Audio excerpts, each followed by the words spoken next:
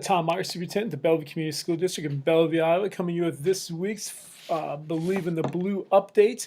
A few things going on this week I want to let you know. We're in between seasons right now, in between concerts and things like that, but we still do have some upcoming events coming up before track season gets rolling and soccer season and everything like that. But just to let you know here, on Monday night, we have a board meeting at 6:30, but also at 7:30 that night, we have Mr. BHS, kind of almost an annual competition here of some sort with high school student council sponsors with our 9th, 10th, and 11th and 12th grade boys participating, certain representatives. So encourage you to come out that's 7:30. That is always entertaining. Mr. Ott will once again be the MC or partial entertainer that way, I guess. Some other things happening here, just to let you know, this is a ways away, but in May we have our spring concerts coming up, and this might be a great time to put those on your schedule. May 2nd will be the elementary concert. May 16th will be our 6 through 12 vocal concert, and May 17th will be our 6 through 12 band concert. So just so you're aware of that. Also recognize we have conferences today and Thursday, and then we have no school on Friday. School will resume on Monday, but conferences, remember, we have a 3-hour early dismissal Wednesday and Thursday, and no school Friday. Conferences run though from 3:30 to 8, so please plan to attend. Elementary, you probably already have your slot to attend. Middle school, high school is much more open to come anytime during those times and visit teachers in the rooms.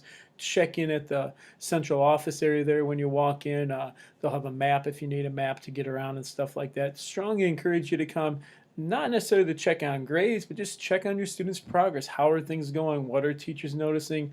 What's going on overall that way? So it's a great time to check in that way.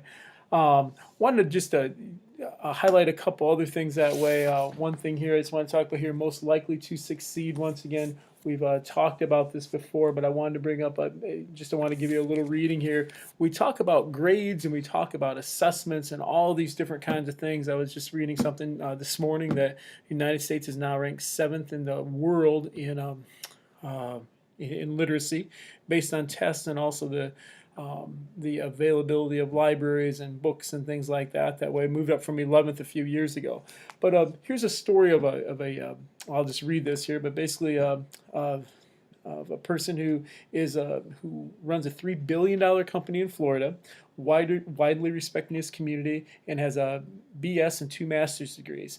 He did what every school board member in state and national legislatures should do. Took the tests that they require all students to pass to graduate, and which are used to evaluate teacher performance. He reports that he guessed on every math question and only got 10 out of 60 correct. He guessed because he didn't know the answer.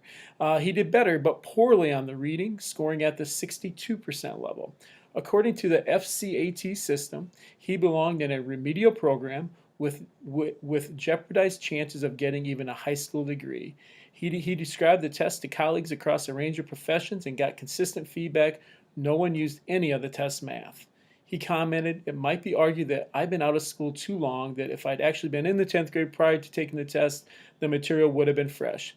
But doesn't that miss the point? A test that can determine a student's future life chances surely should relate in some practical way to requirements in life. I can't see how that could possibly be true of the test I took. What's so powerful about this man's story, goes on to say, is his reflection on the experience. He notes that if he had to take these tests as a 10th grader, his life would have been completely different.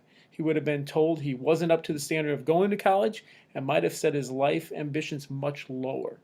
He concludes, "It makes no sense to me that a test with the potential for shaping a student's entire future has so little apparent relevance to adult real-world functioning."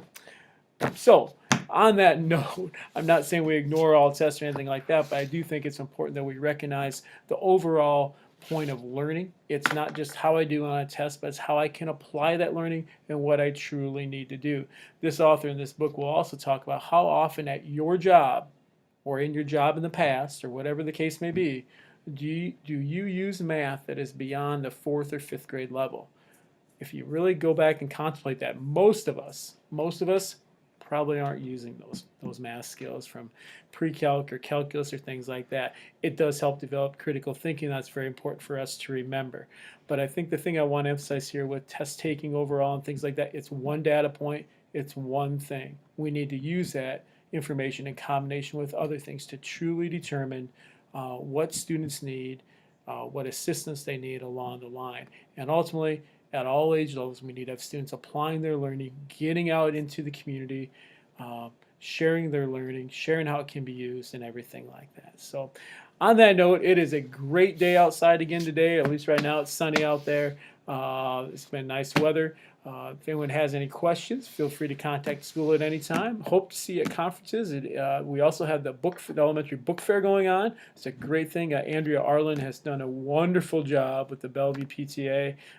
She is one of the most energetic people that I've been around that way, and has a passion for helping the school and helping the students.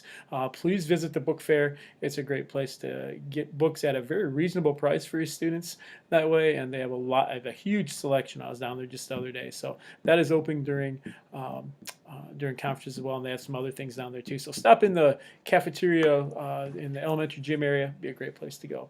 Also, the sixth grade has an informational night tonight out here and Thursday night out here in the library. Mrs. Bell's sixth graders have information items, a bunch of different things, really interesting, just looking at their billboards or their posters they have up that way. It looks really great. And yesterday we had a Holocaust speaker here. A lady from Germany came, or from just in general at that time. Very, very interesting presentation. Got not only kids thinking, but adults thinking, and that's very important to recognize that way as well. So it's about learning and applying learning in what we do, and we're trying to do that on a daily basis. If you have any questions, give us a call anytime or stop by. Have a great one, everyone.